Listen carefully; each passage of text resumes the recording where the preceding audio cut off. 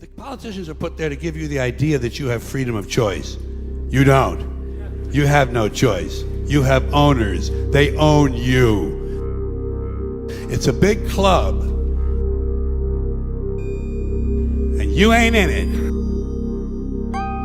And they own all the big media companies, so they control just about all of the news and information you get to hear.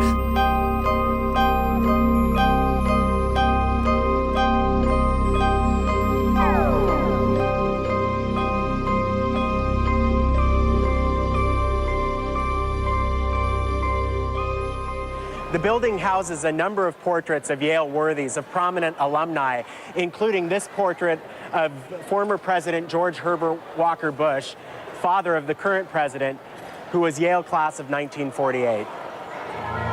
We have before us the opportunity to forge for ourselves and for future generations a new world order, a world where the rule of law, not the law of the jungle, governs the conduct of nations.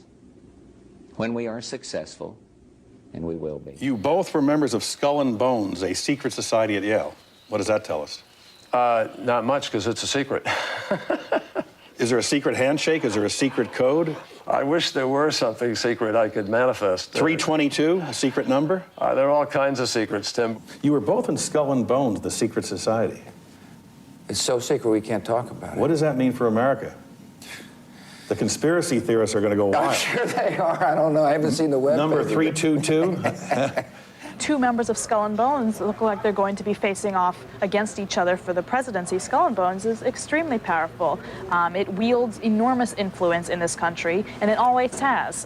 It has influenced foreign policy. It has influenced industry in the country. It's staggering. And I think the most bizarre thing about two members of this club facing off against each other for the presidency is that this isn't a big club. There are maybe 800 living members of this little secret society at any one time, and yet two of them can be fighting for the most powerful position this country has.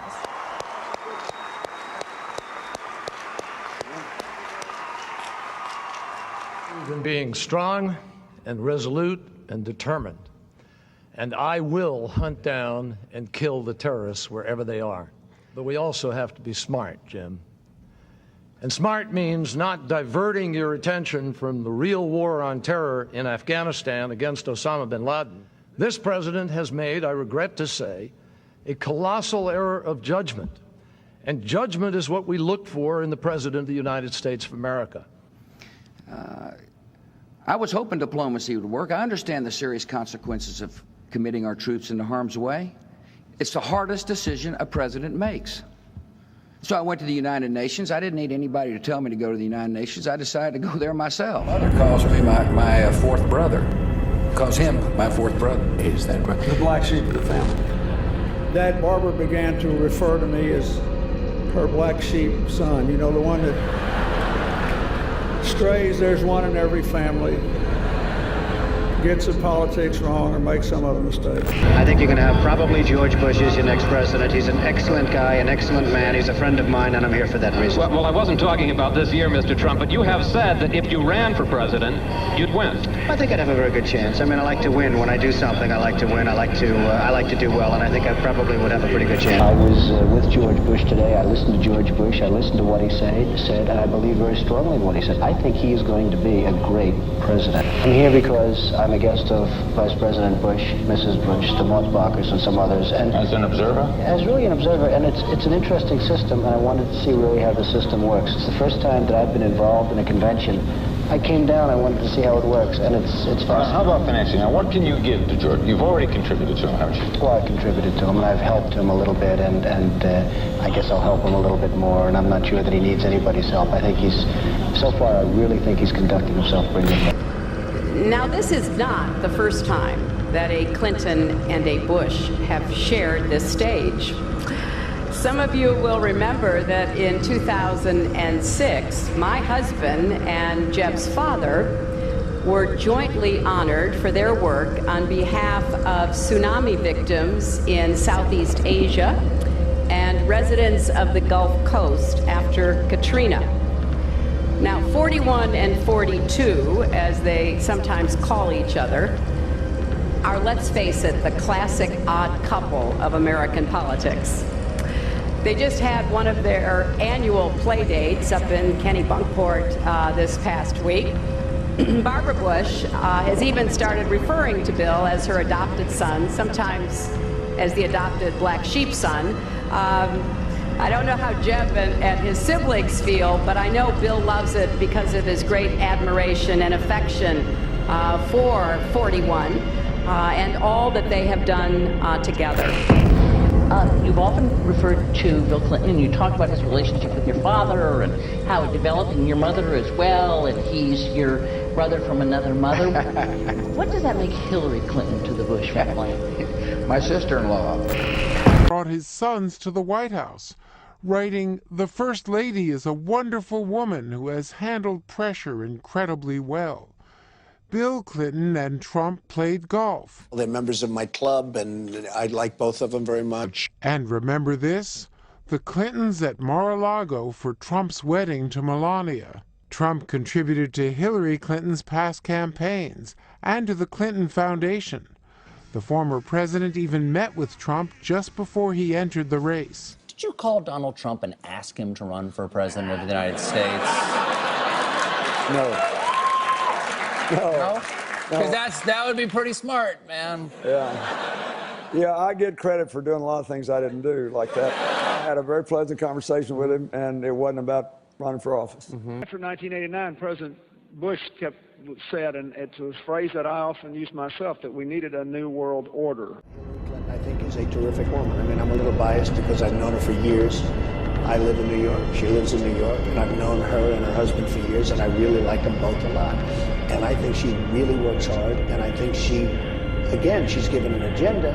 It's not all of her, but I think she really works hard, and I think she does a good job, and I like her. Making change is not about what you believe. I pushed legislation through over the objection of the Pentagon, over the threat of a veto from President Bush.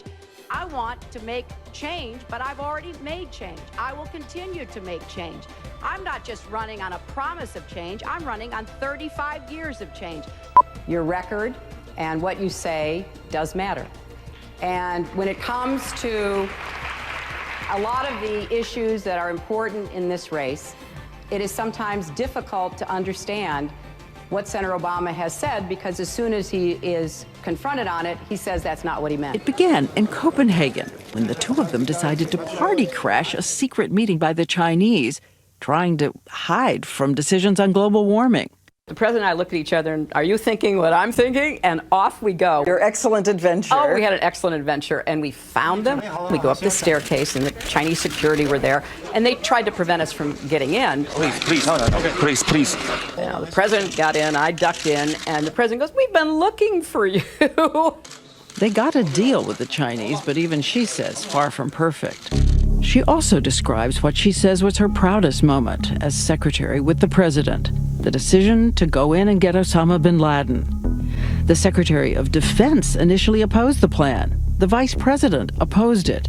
She was one of those who told Obama to go ahead, to do it.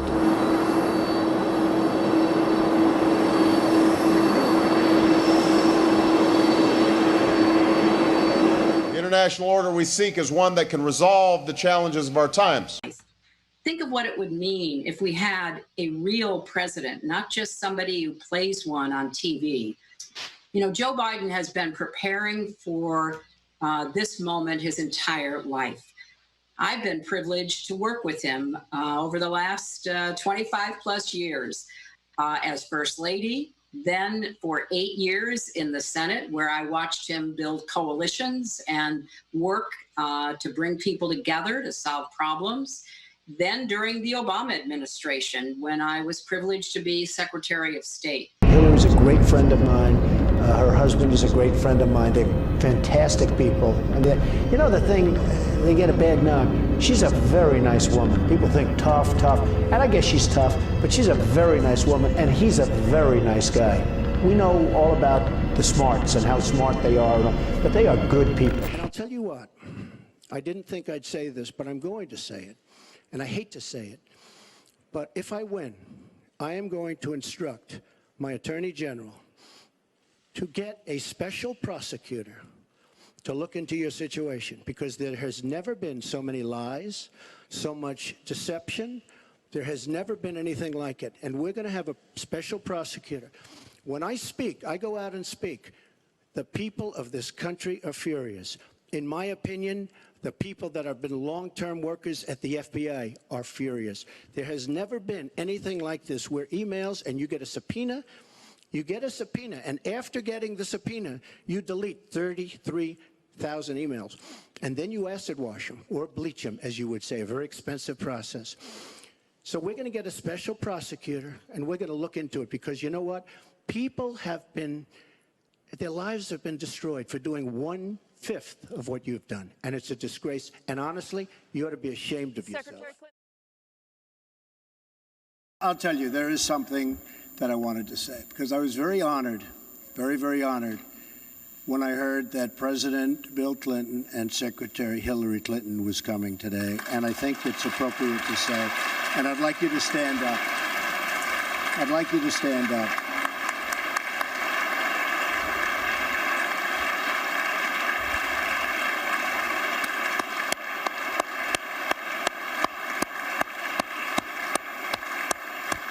And honestly, there's nothing more I can say, because I have a lot of respect for those two people. So thank you all for being here. I know her very well, and I know her husband very well, and I like them both. And they are, just really terrific people. I like them both very much, but I think you'll be looking at the record of Hillary Clinton and how did she do as Secretary of State, probably above and beyond everybody else and everything else. When somebody attacks me like Jeb, at one of the debates, and I was very nice to him at the Ronald Reagan. I didn't say it. I didn't want to say it. But he talked about the tremendous safety. Well, excuse me, the World Trade Center came down during the, reign of George Bush, right? I mean, it came down. So during the Ronald Reagan, if you remember the library debate, he mentioned about how we were safe. We weren't safe. That was the greatest attack in the history of the United States, worse than Pearl Harbor, because it was individuals. We were attacked as individuals as opposed to the military. The greatest single attack. So when he's saying, and I'm standing up there, I'm saying, do I want to embarrass him by saying this? But because I'm a nice person, I didn't do it. But then when he used it another time, I had to say, I'm sorry, but we weren't safe. The World Trade Center came down.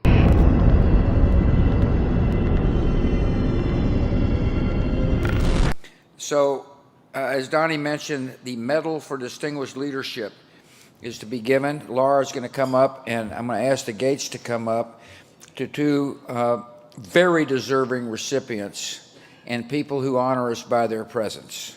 Thank you for coming.